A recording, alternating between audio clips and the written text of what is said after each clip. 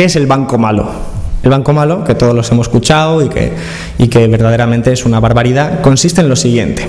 Cuando una burbuja inmobiliaria estalla, nos encontramos con que las casas ya no valen lo mismo que valían antes. Entonces, los bancos tienen una vivienda que dice que vale, por ejemplo, 100 millones de euros. Tengo una vivienda que vale 100 millones de euros. Pero si la quisiera vender, nadie se la compraría por 100 millones de euros. Como mucho, pongamos, por 100.000 euros. 100.000 euros. Entonces, ¿qué nos encontramos? Pues que si el banco reconociera realmente lo que tiene, tendría que anotar que tiene una pérdida de 900.000, la diferencia. Ahora bien, ¿qué es el banco malo? El banco malo es el señor Guindos viniendo en nombre de todos nosotros y diciéndole al banco, a ver, por ejemplificarlo en una persona, por personalizarlo, señor Botín, usted tiene una vivienda ahí que dice que vale 100 millones. Perdón, 1 millón, por simplificar, 1 millón. Pero yo sé que vale 100.000. Así que te la compro por 500.000. Fijaros, el señor Guindos no es el mejor negociador del mundo, porque está comprando por 500.000 algo que vale 100.000. Claro que no es Guindos quien paga, pagamos todos. Este es el truco. El truco es que compra una vivienda que vale 100.000 por 500.000. Y de esa forma el banco no tiene que anotarse la pérdida entera, se anota solo una parte de la pérdida.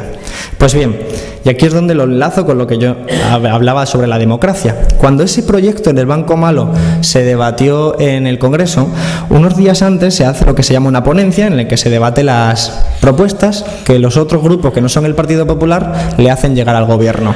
Y entonces le dijimos al gobierno, bueno, aquí tenéis todas las enmiendas, pues las habíamos entregado antes. Y dice el representante del Partido Popular, dice, bueno, vamos a ser sinceros, habéis entregado, todos los grupos que no es el Partido Popular, 101 enmiendas, 101.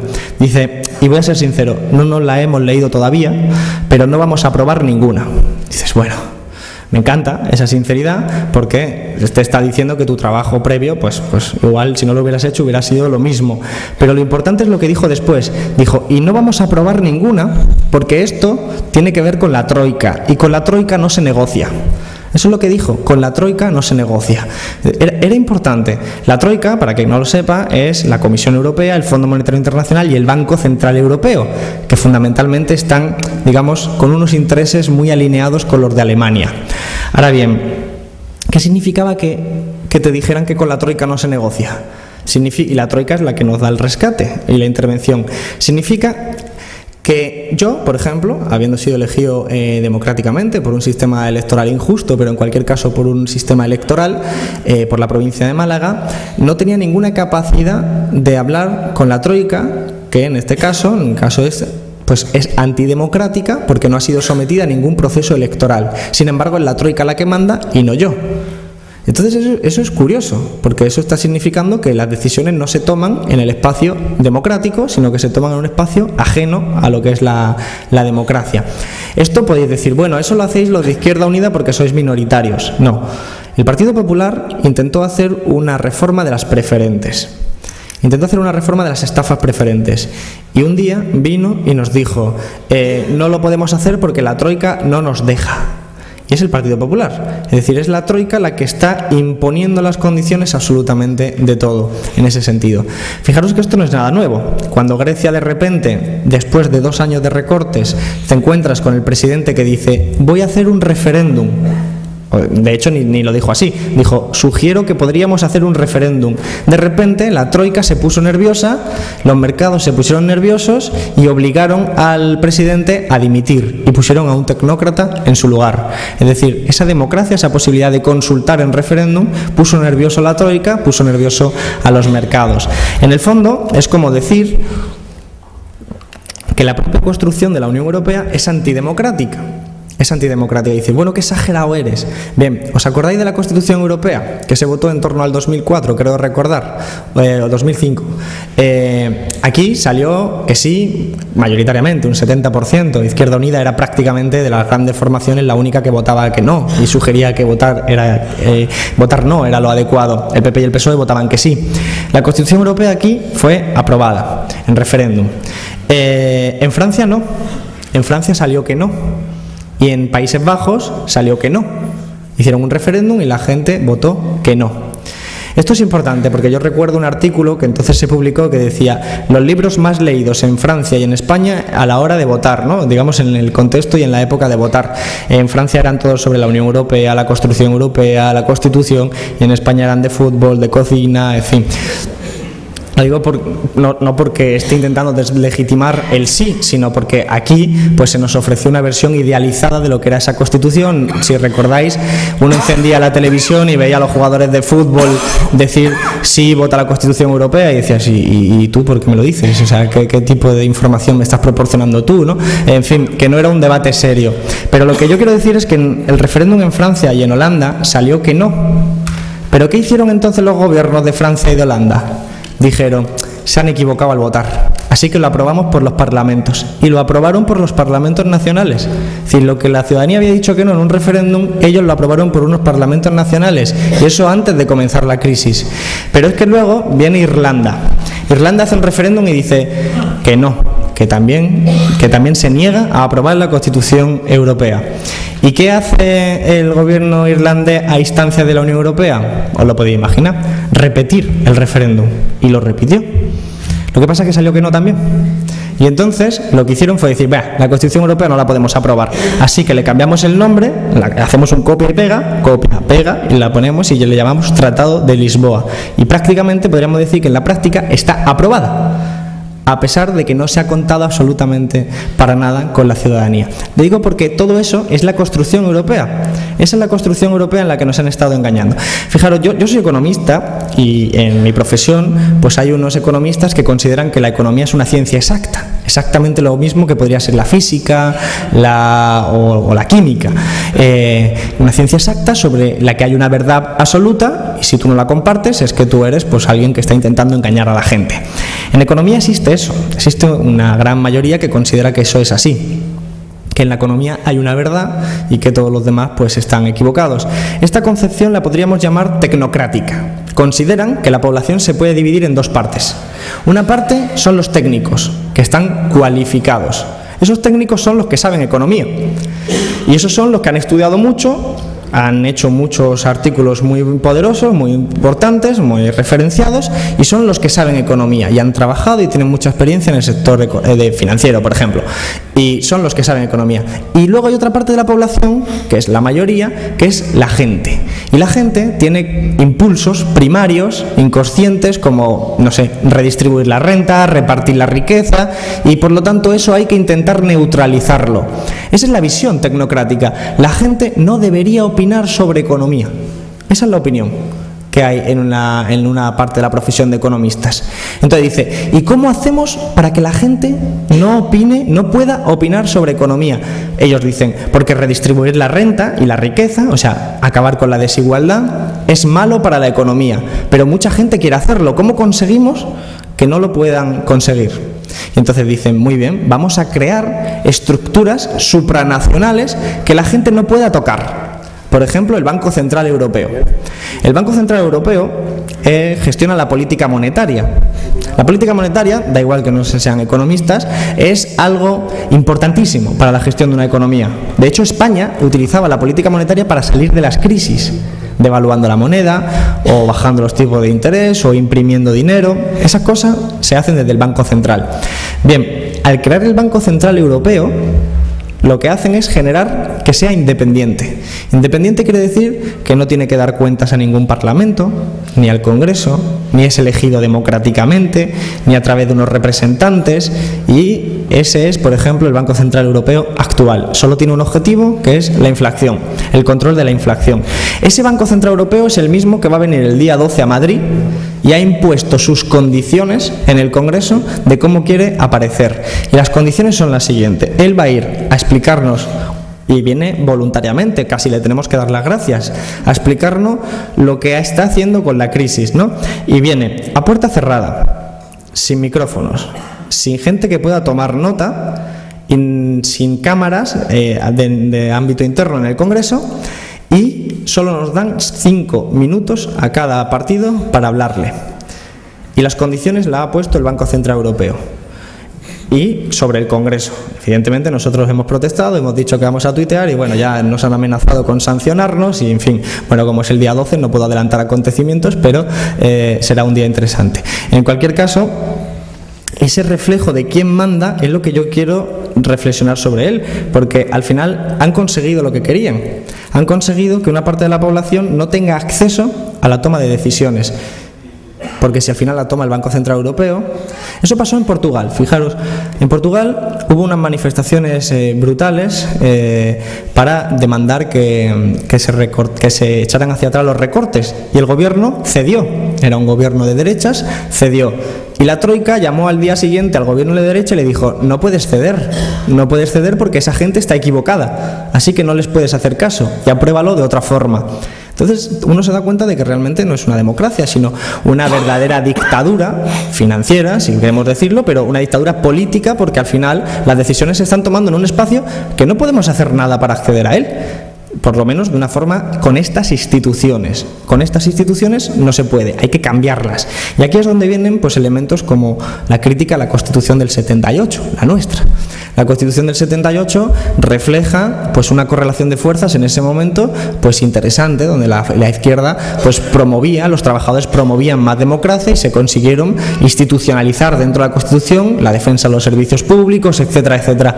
Pero esa Constitución y esos artículos han sido vaciados de poder, vaciados de sentido, porque al final son las instituciones europeas las que se imponen por encima de la Constitución. Claro que siempre con la complacencia de los dos partidos que han estado gobernando. No por casualidad, en agosto del 2011, desde las instituciones europeas se le pidió al PP y al PSOE que cambiaran la Constitución y la cambiaron de una forma veloz para sencillamente decir que el poco dinero que pudiera quedar en las arcas del Estado tenían que dedicarse a pagársela a la deuda pública, a los intereses de la deuda pública, antes que a la sanidad, a la educación, etcétera. Y eso lo reformaron el PP y el PSOE a instancias de las instituciones europeas. Entonces, es obvio que la Constitución del 78 está sometida a un vaciado de poder, a un proceso deconstituyente. Desconstituyente quiere decir pues que se les ha vaciado de poder para dar el poder, trasladarlo a espacios que no se pueden tocar. Estamos hablando de la misma gente que se reúne en Davos, en Suiza, en un espacio prácticamente fortalecido como si fuera un verdadero castillo medieval. Es ahí donde está el poder. Esto nos lleva a la siguiente reflexión, por lo menos yo lanzo reflexiones. El poder no es lo mismo que el gobierno. No es lo mismo, la gente lo confunde, pero no es lo mismo. No es lo mismo tener un gobierno que tener el poder. Y esto quien mejor lo sabe es Zapatero. Zapatero lo sabe muy bien porque cuando empieza la crisis y se da cuenta de que las empresas pequeñas y medianas necesitan dinero, lo que hace Zapatero es decir: bueno, venga, yo soy el gobierno, así que yo tengo capacidad para solucionar este problema. Dice: ¿qué puedo hacer? Dice: no tengo banca pública, por lo tanto no lo puedo decidir yo, no tengo empresas públicas, no tengo prácticamente nada, porque además no tengo dinero, porque ellos mismos bajaron los impuestos a los ricos, ellos privatizaron las empresas, ellos, etcétera, etcétera. ¿Con qué se queda? Pues si no quiere romper ese marco institucional, lo único que le queda es ir a la puerta del señor Botín, llamarle y decirle por favor que le preste dinero a las pequeñas y medianas empresas. Entonces ahí es donde nos damos cuenta de quién es el poder y quién es el gobierno. El gobierno, si no tiene instrumentos para poder hacer lo que quiere hacer, no es el poder. El poder está en otro espacio político mucho más privado, mucho más ajeno, que son los llamados mercados. Esto cuando Zapatero decía: los mercados nos obligan. ¿Quiénes son los mercados? Los mercados pues son las grandes empresas, las grandes fortunas que tienen capacidad de modificar el curso de los acontecimientos económicos, ¿no? Esto es importante porque a la hora de decir... Todo el mundo, prácticamente si vamos por la calle, todo el mundo es consciente de que nos están robando. Nos están robando, nos están saqueando, nos están empobreciendo, nos están empujando a un nuevo modelo de sociedad. Y decimos, bueno, ¿por qué? Yo lo suelo preguntar a la gente, le suelo preguntar: ¿tú crees que Rajoy se levanta todas las mañanas pensando en cómo fastidiarnos? Y claro... yo creo, sinceramente, que lo hace. Quiero decir, que nos fastidia, pero no creo que lo quiera hacer como tal. No creo que sea un acto voluntario de levantarse cada mañana diciendo: voy a torturarles un poquito más. No, no es algo que lo haga. Es sencillamente que tienen un proyecto económico que les obliga a ir por ese camino. Es que España es una economía capitalista que tiene que competir en el mundo. El capitalismo es competencia. El capitalismo es trabajadores compiten contra otros trabajadores para acceder a un puesto de trabajo, estudiantes compiten contra otros estudiantes en la medida que van a ser futuros trabajadores, las empresas compiten contra otras empresas para poder vender su producción, los estados compiten contra otros estados para vender sus productos. Y ahora España tiene que vender algo que los demás no puedan ofrecer. Y España tiene que vender algo que sea más barato que el de los rivales para que te lo compren a ti y no a los rivales. Esa es la estrategia económica. Por eso lo que hacen es decir, bien, si te van a comprar a ti los productos y no a los rivales, tú tienes que vender más barato. ¿Cómo vendes más barato? Bajando los salarios. Y ese es su objetivo, bajar los salarios. De hecho, si uno ve la reforma laboral, se da cuenta de eso. La reforma laboral, ¿qué ha conseguido? La reforma laboral ha conseguido lo siguiente, que en vez de negociar las cuestiones con nuestro empresario de forma sindicada, con nuestro sindicato, en vez de las 5 personas que estamos aquí en esta mesa, negociar con el empresario, todos juntos, y que si no accede le montamos una huelga y hacemos nuestra medida de presión, pues ahora con la reforma laboral, en determinadas circunstancias, que son la mayoría ya prácticamente, el empresario se pondrá enfrente mía y me dirá, Alberto, o te bajas un 20% los salarios o contrato a una de las 6 millones de personas que está esperando en la puerta, y yo elegiré comer, que significa ceder ese 20% de los salarios. Y como eso le pasará a todos mis compañeros y como eso le pasará a todo el mundo, con el tiempo todos seremos más pobres precisamente porque han aprobado la reforma laboral. Y cuando la señora ministra de Empleo dice la reforma laboral está funcionando, es verdad, es sincera. Lo que pasa es que te está engañando porque te dice la reforma laboral es para crear empleo, y es mentira, es para bajar los salarios para que nosotros nos empobrezcamos y podamos aspirar a competir contra China. Porque para competir contra países como China tenemos que tener trabajadores chinos. No sé si me voy entendiendo, me voy explicando. Necesitamos condiciones laborales similares a las de ellos. Ese es su proyecto, y como ese es su proyecto económico, necesitan un modelo de sociedad que sea compatible, que sea funcional. Es decir, les sobra la sanidad pública, les sobra la educación pública, les sobran los sindicatos, les sobran las prestaciones sociales, les sobra todo aquello que pueda obstaculizar vender más barato. Es el capitalismo realmente. Entonces no es que Rajoy sea malvado, de hecho puede ser hasta simpático, no lo conozco porque tampoco va mucho por el Congreso, pero puede ser simpático con su familia, con sus hijos, pero realmente tiene un proyecto económico, quizás no él, pero sí sus asesores, su proyecto de la ideología que él representa y los intereses que representan. Son los intereses de empobrecer la economía, que es lo que llaman ser competitivos. Ser competitivos, escuchado por alguien de la Troika, quiere decir ser más pobres para poder vender más barato. No es necesariamente competitividad significa eso, pero para lo de la Troika, desde luego, esa es la forma de existir. La estrategia de la Troika, y no da tiempo a profundizar en ella, es una locura, tanto a nivel económico, porque no todos los países pueden ganar. En competencia hay ganadores y perdedores. Entonces, no todos que estén jugando al mismo juego van a poder ganar. O sea, si Portugal, Grecia, España están intentando ser más pobres, cada uno de ellos, que China, pero si China también está intentando ser más pobre, al final vamos a perder todos. Pero hay un elemento más importante que ya lo vincula con el lado social. En esa transformación del modelo de sociedad, la gente responde. La gente se intenta proteger. Y esto el Partido Popular lo sabe. Por eso utilizan la parábola de la rana hervida, por ejemplo, nos explica muy bien, o puede servir para explicarnos cómo funciona la estrategia del Partido Popular. Si mañana Rajoy saliera en televisión, que ya sería una noticia en sí misma, pero si mañana Rajoy saliera en televisión y dijera: a los españoles tenéis que bajaros un 20% los salarios, sería demasiado violento. Incluso podría hacer a la gente salir a la calle y apedrearse del Partido Popular. Podría pasar, porque sería un mensaje demasiado directo que la gente le llama la atención. No hace eso, prefiere hacer una reforma laboral y dejar que el tiempo se tome su espacio de funcionamiento para cambiar la cosa. Esto es la parábola de la rana hervida. Si no la conocéis, se trata de una olla con agua hirviendo donde lanzan a una rana. La rana nota el agua hirviendo y entonces reacciona y se salva, porque reacciona, nota el agua hirviendo y se salva. Alternativamente, hay una olla con agua a temperatura normal que meten a la rana en ese agua de temperatura normal, la rana está tranquila con ese agua a esa temperatura y entonces se va calentando poquito a poco y la rana se va acostumbrando al diferente cambio de temperatura hasta que en un momento la rana muere hervida. Ese proceso de adaptación a las diferentes circunstancias es lo que estamos viviendo hoy y desgraciadamente hemos de decir que casi lo están consiguiendo. No lo van a poder conseguir porque es utopía, pero sí que lo están intentando conseguir. Por eso normalizamos la corrupción, normalizamos que nos pongan multas por ir a manifestaciones, normalizamos que nos pueda pegar la policía con total impunidad, normalizamos determinadas cosas que eran propias de una dictadura explícita y que realmente ahora pues ya casi ni nos sorprenden. El otro día vino mi hermano, me han puesto una multa de 500 euros por ir a la manifestación, y me pareció como si me estuviera diciendo está lloviendo, porque es prácticamente el pan nuestro de cada día, y sin embargo es lo que han conseguido, que normalicemos esa situación tan dramática. Bien, y ante esto, ¿qué? Ante esto, todo este proceso de cambio de modelo de sociedad, ¿qué podemos hacer con esta situación tan dramática?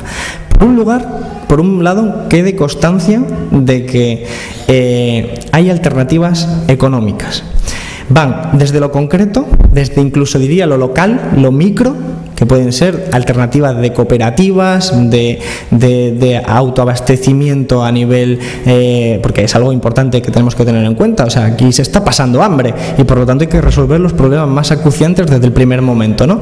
Desde esos espacios hasta una reforma fiscal para hacer más progresivo y más potente el sistema fiscal y el sistema de impuestos, en definitiva, una reforma económica profunda que incluya las nacionalizaciones de los sectores necesarios socialmente. Eso estoy hablando no solo de lo que nos parece obvio, que es la sanidad y la educación, que si yo digo aquí, la sanidad y la educación deben de ser 100% públicas, la gente dirá, bueno, es algo normal porque lo hemos interiorizado ya. Es algo normal que nos puede parecer un poquito extremo, pero bueno, nos parece razonable. Pero yo estoy hablando de más. Yo estoy hablando de que la vivienda no puede ser un bien de negocio, tiene que ser un bien 100% público. De que no puede pasar lo que pasa hoy en España. 6 millones de viviendas vacías, según estimaciones del censo, 6 millones de viviendas vacías y 500 desahucios de media al día.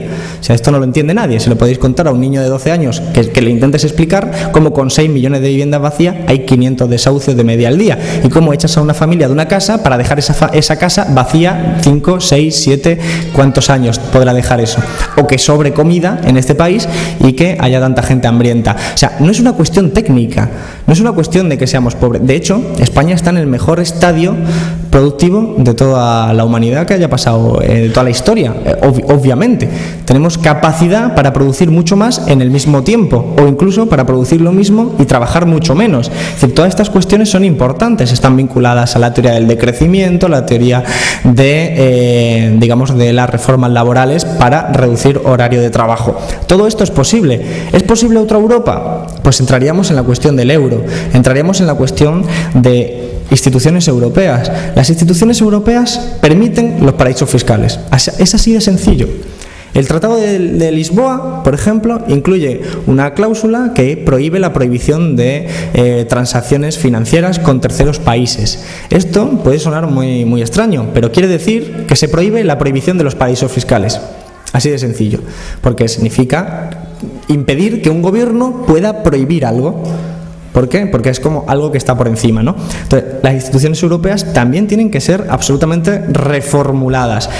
En este momento concreto, y suponiendo que quizás alguna pregunta en el espacio de tiempo que quede estará sobre este tema, mi opinión es que lo que la izquierda tiene que hacer es empezar a articular alternativas dentro de alianzas entre los países de la periferia de Europa, es decir, Grecia, Portugal, España.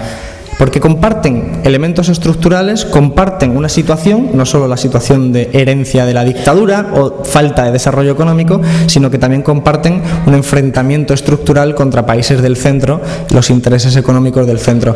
Algo así como pasó en América Latina, de la cual se pueden establecer muchas enseñanzas que tienen que ver, por ejemplo, con la ruptura que ellos hicieron con su troika particular, que era el Fondo Monetario Internacional en los años 90, que era una ruptura, un impago de la deuda pública, que es otra medida que tendríamos que hacer.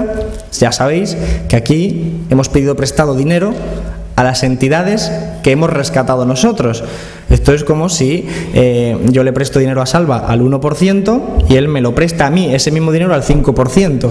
Yo sé que Salva me está timando, pero bueno, eso es lo que ha estado pasando con el Estado español, que se ha ido endeudando por rescatar a entidades a las que luego además pues te han vuelto a prestar ese dinero mucho más caro. En definitiva, una arquitectura de absoluta irracionalidad que hay que cambiar. Por eso digo que alternativas técnicas, en el sentido económico de la palabra, hay infinitas. Hay muchos economistas, centenares de miles de economistas trabajando en ellas, y no solo en España. Evidentemente esto es una cuestión mucho más amplia, que plantea modelos de sociedad alternativos que no son el de empobrecer a la ciudadanía, y evidentemente no da tiempo aquí a entrar en todo ello. Pero ¿y alternativas políticas? En el sentido amplio de la palabra, no me refiero solo a elecciones. Primero, es obvio que los sindicatos son necesarios, absolutamente necesarios, son los trabajadores. Al final, evidentemente, los sindicatos deberán hacer su reflexión autocrítica de por qué pues han perdido una fuerza que en otro momento tuvieron, pero no todo es culpa de ellos, ni mucho menos. O sea, se trata de que son el principal obstáculo para la derecha. Por lo tanto, aunque solo sea por eso, hay que reconocer que tienen ahí ese elemento de protección de los trabajadores. Pero no podemos olvidar que la sociedad ha ido cambiando. Por ejemplo, los sindicatos no están acostumbrados a 6 millones de parados. Los sindicatos no se crearon para 6 millones de parados. Los sindicatos defienden el trabajo, pero cuando hay 6 millones de parados, esos parados no se referencian en los sindicatos. Tampoco se referencian los jóvenes. ¿Por qué? Porque el poder, el gobierno, al final, el gobierno, mejor dicho, ha ido cambiando a instancia del poder leyes laborales, la estructura productiva, y ha llevado a una situación muy concreta. La mayoría de los jóvenes hoy en día no se pueden afiliar a un sindicato. No se pueden afiliar porque tienen contratos tan precarios. Por ejemplo, yo, antes de ser candidato por Izquierda Unida, contratos tan precarios que te impedían poderte afiliar, porque al día siguiente iba tu jefe y te decía: va, ¿te has afiliado? Despedido, o no te renuevo tu contrato, o no te renuevo la beca, y por lo tanto tú ya tienes el miedo de no querer afiliarte. Entonces, esa gente joven no se referencia tampoco en el sindicato, se referencia en otras formas de lucha, como son los movimientos sociales que intentan canalizar esa frustración. Entonces, yo sitúo 3 espacios de lucha, voy terminando, que son el institucional, la lucha que podemos mantener, por ejemplo, Izquierda Unida, la lucha sindical, que es la que se mantiene en el seno de las empresas, y la lucha de los movimientos sociales. Hoy hay un caldo de cultivo prácticamente para la insurrección. De hecho, la mayor parte de la gente que me encuentro lo que me pregunta es prácticamente: Alberto, ¿cuándo vais a hacer algo para que todos salgamos a la calle a quemarlo todo? Porque prácticamente el sentimiento es ese, el sentimiento de que aquí estamos en una situación objetiva de insurrección generalizada.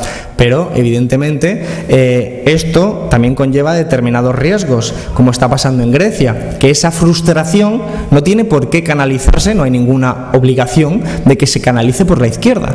Hay, como caso de Grecia, una frustración que se canaliza por el caso de la extrema derecha, que son barrios, por ejemplo, enteros, que la policía no llega porque hay recortes en la policía tan brutales que el policía que no va por determinados barrios, donde el asalto a una tienda es posible y puede quedar absolutamente impune. Y entonces la extrema derecha es la que se pone a proteger esos barrios, la que reparte los bocadillos, la que al final consigue pues lo que consiguen en Grecia, que es un 12% de voto en las encuestas, precisamente fortaleciendo ese caldo de cultivo, porque es la que consigue canalizar eso.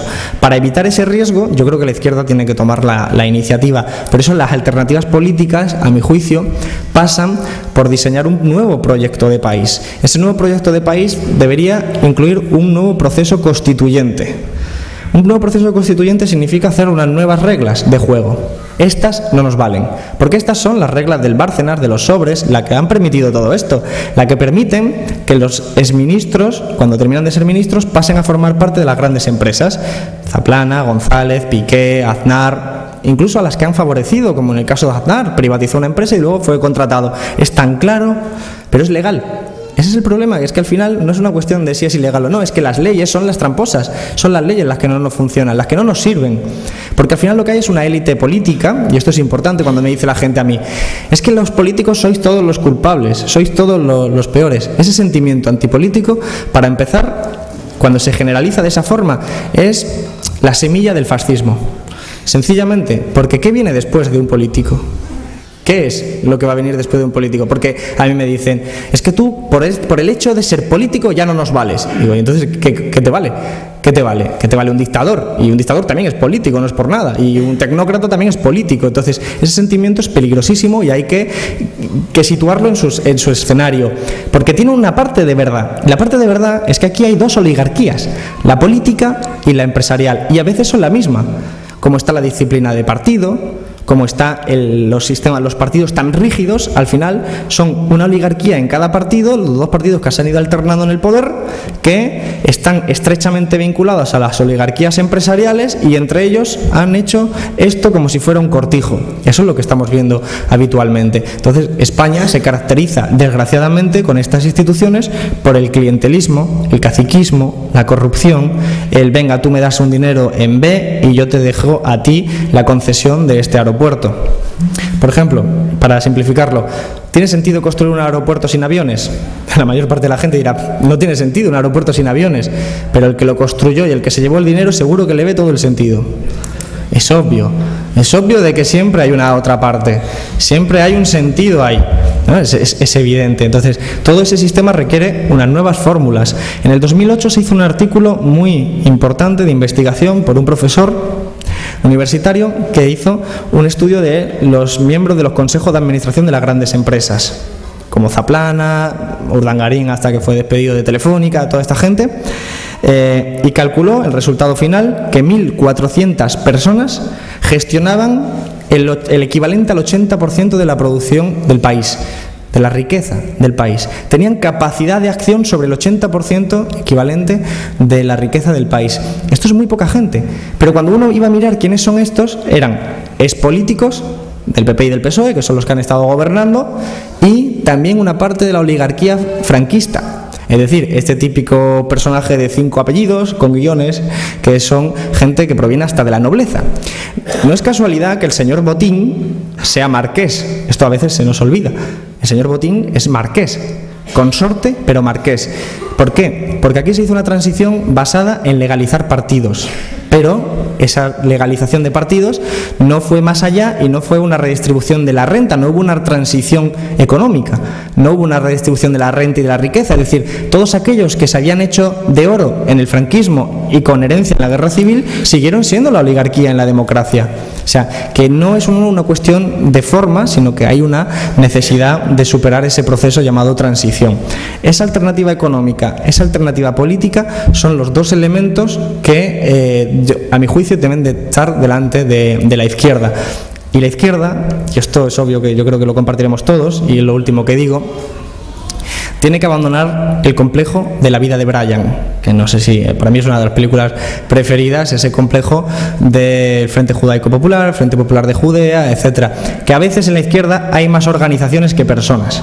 Y eso es un problema, porque estamos siendo masacrados y lo que tenemos que hacer es pensar en términos de cómo unimos nuestros intereses en pos de superar esta situación. Estamos ante un cambio de modelo de sociedad, necesitamos esa alternativa, ese nuevo modelo de país y yo creo que ahí es donde todos jugamos un papel, no solo los diputados. Termino ya porque si no dejo tiempo, no está entre mis atribuciones reconocidas la contención verbal tampoco, pero ya termino porque si no, no dejo tiempo para las preguntas, lo siento. Está claro que no se puede depender, porque a veces me encuentro a gente por la calle y me dice, Alberto, es que no hacéis nada. Pues yo duermo 5 horas, así que ya no sé qué más puedo hacer. Pero la cuestión es que no se puede depender de determinadas personas o incluso de determinadas organizaciones. Somos todos necesarios, todos en el sentido clásico de la palabra. Si los medios de comunicación promueven determinado mensaje y no podemos acceder a ellos, pues lo que tendremos que hacer es que cada uno de nosotros sea un arma en sí mismo, un instrumento en sí mismo, alguien que vaya a las asociaciones de vecinos, a los familiares, etcétera, y les cuente todo esto. Es difícil, es más fácil lo que hace la extrema derecha, que dice, el problema es el inmigrante, ya está, ya ha terminado su discurso. Y puede conseguirlo. El nuestro va a ser mucho más complicado, vamos a tener que estar elaborando un discurso, pero bueno, es lo que hay, ¿no? Entonces, eso somos necesarios absolutamente todos, y desde la base donde se puede hacer. Yo solo quiero que queden 2 cosas claras. Por un lado, que con eso me iría más que contento, la curiosidad por aprender, por formarnos, para entender lo que está pasando, para que entendamos lo de la prima de riesgo, etcétera, conceptos económicos. Yo trabajo siempre intentando promover la divulgación en ese sentido, para que entendamos por qué nos estafan, cómo nos estafan y quién nos estafan. Y en segundo lugar, la necesidad de organizarnos, porque no sé si lo he llegado a decir antes, pero si esas 2.500 personas que estaban pidiendo en Málaga bocadillos estuvieran organizadas, la revolución hubiera sucedido ya. El problema es que esas 2.500 personas que piden bocadillo esperan la cola y se van a su casa solas, sin ningún tipo, y al final acuden a soluciones individuales tan dramáticas como el suicidio. Pero realmente, si hay organización, si hay una salida colectiva, esto tiene mejores líneas. Y por lo tanto, pues seguimos en la lucha. Disculpad la demora, que se me ha ido el tiempo, y nada, seguimos luchando. Muchísimas gracias.